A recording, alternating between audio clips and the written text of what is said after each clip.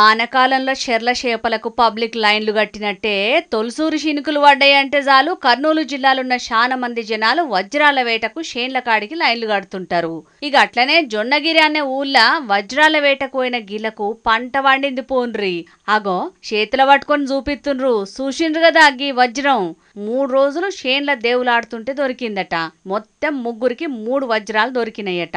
ఇక ఈ ముచ్చట ఆడున్న వజ్రాల వ్యాపారికి చెప్పే వరకు ఒక వజ్రం 6,50,000, ఇంకో వజ్రం 2,50,000, మరో వజ్రం 1,20,000 రూపాయలకు వనకపోయిందట. ఇక ఈ ముచ్చట ఆడున్న చుట్టుముట్టు జనాలకు ఎరకయ్యే వరకు వాళ్ళు కూడా వజ్రాల వేటను షురూ చేసిండట. గీళ్లే కాదు, ఇంకొందరు బయట రాష్ట్రాలకేంచి వచ్చే సుతం భూముల్ని లీజుకు తీసుకొని మరీ వజ్రాల కోసం దేవులాడుతున్నారట. చాలా మంది పనిపాటి ఇడిచిపెట్టి ఎండనక వాననక తిండి తిప్పలు మాని మరీ గిట్ల వజ్రాల కోసం దేవులాడుతున్నారట.